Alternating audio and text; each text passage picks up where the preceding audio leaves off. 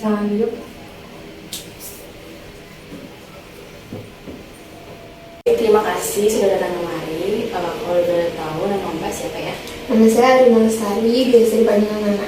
Baik, saya panggil Mbak Nana ya supaya bisa lebih akrab.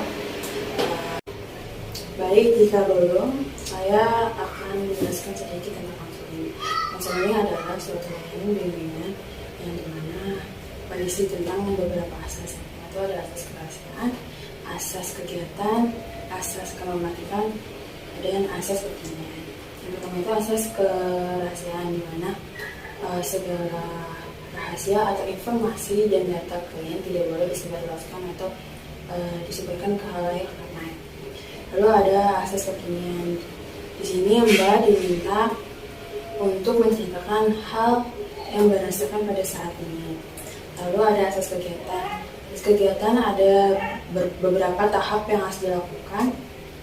Lalu ada asas kenormatifan, adalah asas yang memindahkan beberapa informatif secara seperti cara berkomunikasi dengan baik dan benar.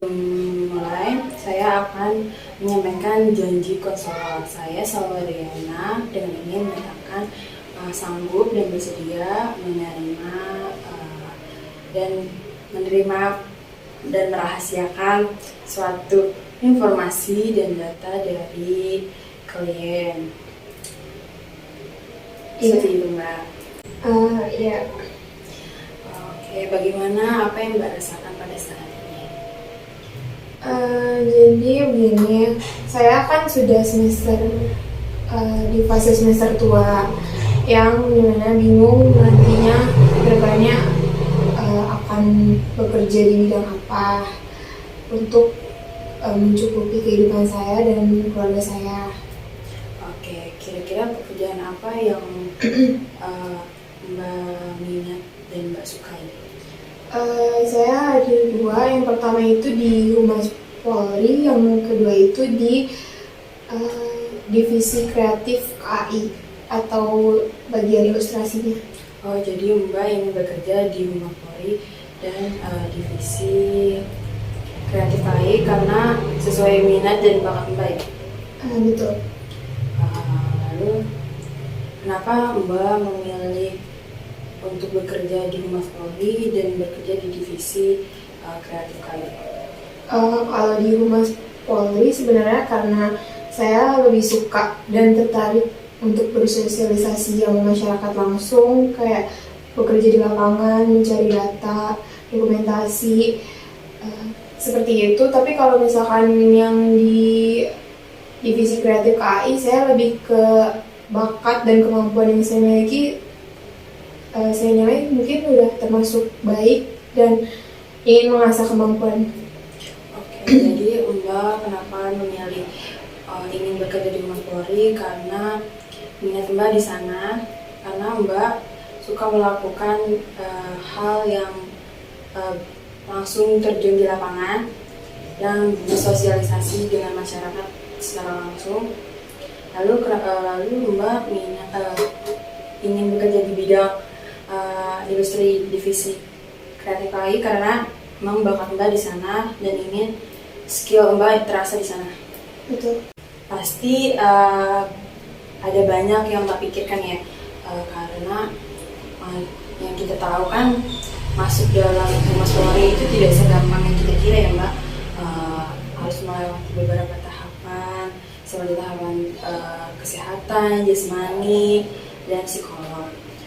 Dan juga mungkin Mbak akan melakukan hal baru karena di situ tidak ada yang berbau dengan jurusan Mbak sebelumnya. Lalu kalau misalnya Mbak bekerja di bidang ilustrasi atau divisi kreatif KAI, kan Mbak sudah mendalami ilmu sebelumnya dan Mbak pasti akan menjalani pekerjaan itu dengan sesuai bakat Mbak juga ya kan ya. Dan masuk ke dalam divisi tersebut juga banyak pelaksanaan tes yang akan dilakukan. Jadi menurut Mbak, kira-kira Mbak lebih tertarik untuk bekerja di Humas Polri atau di divisi kreatif KAI? Saya masih bingung sih sebenarnya.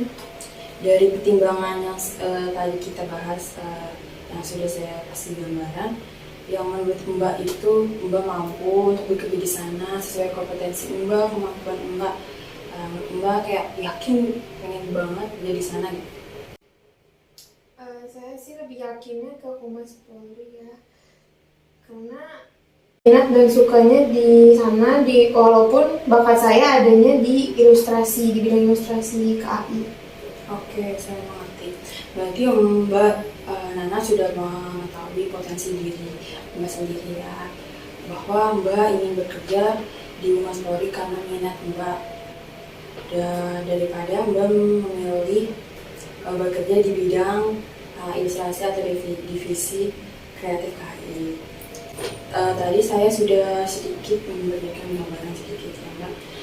Untuk keputusan sendiri itu ada di tangan Mbak Nana sendiri ya. Iya. Oke, jadi Mbak setelah lulus kuliah akan memilih pekerjaan Humas Polri.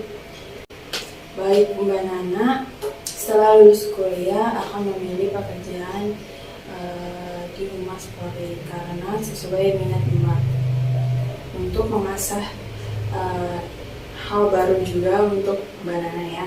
Oke, baik, selanjutnya setelah tadi kita melakukan proses konseling ini, apa ada yang ingin Mbak ceritakan lagi? Tidak, sudah cukup. Oke, sudah cukup. Semoga Mbak Nana bisa mempersiapkan diri untuk bekerja di yang Mbak Nana inginkan ya. Iya. Baik Mbak. Kira-kira Mbak selanjutnya apakah akan melakukan konseling lagi dengan saya? Sepertinya iya. Oke, kalau begitu misalnya ini Mbak ingin melakukan konseling dengan saya, Mbak bisa datang kemari, tetapi kabari saya terlebih dahulu ya Mbak. Baik. Oke, saya akhiri sesi konseling pada hari ini. Semoga yang saya lakukan bermanfaat bagi Mbak ya. Saya akhiri. Terima kasih. Hati-hati jalan. Selamat siang. Selamat siang.